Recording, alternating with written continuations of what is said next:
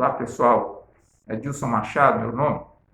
Hoje eu gostaria de falar um pouquinho sobre a atuação da maçonaria no Brasil, principalmente na época da monarquia. Foi a época em que a maçonaria agiu mais em contraste com a república. A interferência da maçonaria no Brasil ela diminuiu a partir de 1930. Né? E as primeiras lojas maçônicas elas entraram no Brasil a partir de 1801.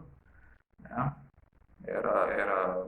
Antes eram lojas maçônicas, mas que eram mais aglomerados políticos, não eram parecidos com a maçonaria. Né? Os primeiros ritos que vieram aqui, o primeiro rito desconfia que seja o rito adoniramita, que é homenagem a uma figura histórica maçônica chamada Adoniram. Pois bem, mas em 1922 surgiu o Grande Oriente Brasil, que ainda hoje ele é motivo de orientação para os historiadores, né, e que querem saber o que aconteceu no Brasil, a interferência da história através da maçonaria, que não foi pouca. Né? O que seria esse Grande Oriente Brasil? Para nós leigos, né, para nós que chamamos profanos, porque na maçonaria ela considera aquelas pessoas que não estão na maçonaria como profanos, que é meu caso, por exemplo, e muitos de vocês que estão assistindo esse vídeo, tá? Vocês, como eu, pela vez estranhei esse nome Oriente. O que seria esse nome Oriente? Que Grande Oriente? Ora, o Oriente é o lugar onde nasce o Sol, né? É o lugar do nascente. Bom, mas o que tem isso a ver? O que tem a ver é porque a maçonaria considera que, sendo a luz do nascente, seria a luz da clarividência, a luz da inteligência, a luz da sabedoria. Essa é, segundo a razão, segundo a ótica maçônica, a razão desse nome Oriente. Né? E surgiu em 1822, como eu falei. E o que havia em 1822? Ora, havia período da independência do Brasil, né, estava em plena efervescência. Né? Bom que se diga que, originariamente, a maçonaria, o Grande Oriente Brasil, ela surgiu mais com aquele rito moderno francês, que hoje é pouco praticado aqui no Brasil. Esse rito moderno, hoje francês, é praticado aí por 4,5% a 5% dos maçons hoje no Brasil. Né? Curioso que nos anos 80, já agora, recentemente, houve um encontro dos maçons brasileiros com os maçons americanos, e os americanos repudiaram muito esse rito, porque ele atrai muito agnóstico, ele atrai muito ateu. Tá bom? Pois bem, em plena efervescência maçônica, os maçons já tinham sido responsáveis pelo Dia do Fico. Tá? O Dia do Fico foi a responsabilidade inteiramente dos maçons. Tá? Na realidade, também foi uma maneira de aliciar Dom Pedro I para a maçonaria. Vocês verão mais tarde um pouquinho que foi com sucesso. Mas surgiram duas correntes maçônicas antagônicas, porque a maçonaria ela é feita de dissensão. Quem pensa que a maçonaria ela é um bloco monolítico, de consenso, está redondamente errado. Toda a história da maçonaria foi feita de discussões e dissensões. Não foi diferente em relação ao período da independência. Existiam duas correntes. Primeiro, do José Bonifácio de Andrade e Silva, conhecidíssimo, e a outra de Gonçalves Dias. Todos os dois eram a favor da independência. Vocês devem estar perguntando, puxa vida, se os dois eram a favor da independência, o que está havendo então? O que houve? Que dissensões, que discussões foram essas? Bom, a corrente de José Bonifácio de Andrade e Silva, e antes tinha inaugurado o apostolado, um pouquinho antes do Grande Oriente Brasil, ele era a favor da independência, mas ele não queria um rompimento total com Portugal. Ele era a favor da monarquia constitucional. E a corrente de Gonçalves Dias? Esse queria uma ruptura total. Era um grupo liberal. Alguns historiadores, a maioria, consideram José Bonifácio de Andrade e Silva o grande artífice da independência. Isso é quase que unanimidade. Mas existe uma parcela de historiadores, como Heitor Lira, que é um grande historiador, biógrafo de Dom Pedro II, que essa independência deva-se mais ao grupo de Ledo. E ele prova, ele até me convence em alguns pontos. Mas, por enquanto, pelo menos nós aprendemos que o grande maestro da independência foi realmente José Bonifácio de Andrade e Silva. Eu gostaria de falar um pouquinho dele. essa figura tão conhecida do Brasil, desde os meus tempos do ginásio. Quem foi José Bonifácio de Andrade e Silva? Ele era um homem muito culto, ele era um erudito, formado em ciências naturais na Universidade de Coimbra, que nesse tempo era praticamente tomada por conservadores. Eles, inclusive, repudiavam as ideias de Jean-Jacques Rousseau, na época. E ele era tão culto, tão respeitado, que esse mineral chamado andradita, em homenagem a ele, já é Bonifácio de Andrade e Silva. Mas vocês esqueçam aquele cara erudito, aquele cara de olhar sombrio, que passava o dia olhando para os livros, né? Circunspecto. Vocês esqueçam ele. Ele era um sujeito boêmio, bom de copo. Tá? Ele era mulherengo, deixou filhos por aí, dançarino, né? E, além do mais, era mestre em esgrima. Tá? Dizem que ele era imbatível em esgrima. Inclusive, dizem que matou algumas pessoas, mas esse fato não é provado. Há muito boato sobre a vida dele, porque tinha muito inimigo. Né? Muito inimigo. Esse era o José Bonifácio de Andrade e Silva, que ele entrava sempre em dissensão contra o grupo. Então, o que houve? Ele foi o primeiro grão-mestre do Grande Oriente Brasil.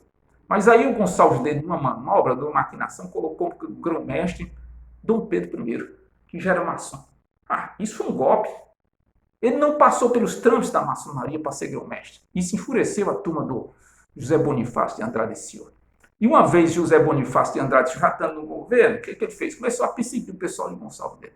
Uns foram presos, olhem bem, ameaçados de morte. O Gonçalves dele só viu uma situação, eu tenho que sair do Brasil. E foi embora do país. Inclusive, parece que o José Bonifácio andou aí também por fora. Isso desgostou Dom Pedro I, que disse, eu não vou ser mais maçom. E não foi mais maçom. E para piorar, um belo dia ele estava no recesso do seu lar e recebeu uma carta, escrita em alemão, uma carta apócrifa. Né? Ele não sabia ler alemão, ele não era culto como filho. Né? E a dona Leopoldina pediu para ler e traduziu. Era uma carta apócrifa, que ele acreditou, dizendo que o apostolado do seu José Bonifácio, ele maquinava sempre com a saída dele do grão-mestrado do Grande Oriente Brasil. Aí isso aí ele foi lá no apostolado, porque ele era temperamental. Foi lá e esbravejou. E depois fechou todas as lojas maçônicas no Brasil. Tudo fechado. Fechou tudo. Acabou. Tudo não, porque sempre tem alguma que fica na clandestinidade, né? E aí fechou até 1831. Em 1831, Dom Pedro I já estava longe. O que aconteceu em 1831? Primeiro, houve a entrada do rito escocês antigo de aceita, é o rito mais antigo da maçonaria. É mais ligado às origens católicas. Tem mais origem católica. E hoje é praticado pelo menos 75% dos maçons. Né? Essa que foi a diferença. Segundo, já se estavam falando de outra coisa que estava por vir. Né? O que era? A República. Já era coisa nascente. Tá? E em 1863, para variar, houve duas correntes também que discutiam bastante dentro do Grande Oriente Brasil. Surgiu mais uma dissensão, não tão séria como houve na questão da independência, mas houve também discussões seríssimas, acirradíssimas, né? Quase chegam às vias de fato. Eram duas correntes. Primeiro, Grande Oriente Brasil do Vale do Lavradio, em homenagem à Rua do Lavradio, né? Porque situava-se a loja no Rio de Janeiro, e Grande Oriente do Vale dos Beneditinos, porque a rua era beneditina. Quem era o grande chefe dos beneditinos? Saldanha Marinho, chefe do Partido Republicano, né? Partido Republicano, que era um partido ainda sem muita importância. Ele tinha vindo de uma cisão dos liberais, dos Lusíadas. Né? Quem era o outro partido? Quem era o chefe? Visconde do Rio Branco, chefe do Partido dos Conservadores. Os conservadores que tinham vindo dos Caramurus. Né? Muito bem. O que eles queriam? Os lavradios queriam uma monarquia constitucional. Inclusive, a Constituição dos Lavradios era totalmente monárquica, tinha até o poder moderador, parecido muito com a Constituição de 1824 no Segundo Império, notadamente quando surgiu o poder moderador, e a Constituição do pessoal dos beneditinos, totalmente republicana, tripartição dos poderes, parecido com a Constituição americana. Então, eles entravam em atrito, mas aí houve uma providência divina, né? que mais ou menos, parece que foi em 1883, por aí, os beneditinos entraram em insolvência financeira, quebraram a financeira, entraram, acabou as finanças. Eles não controlaram as finanças, não controlaram, porque os maçons eles se ajudam muito. Essas ações filantrópicas, assistencialismo, às vezes maçons ajudam a viúva, ajudam no enterro, ajudam os filhos que estão órfãos, e eles não controlaram. Não controlaram, faliram, e aí o pessoal do Benedito se juntou com o Lavradio. Não houve mais briga, mas as ideias republicanas prevaleceram.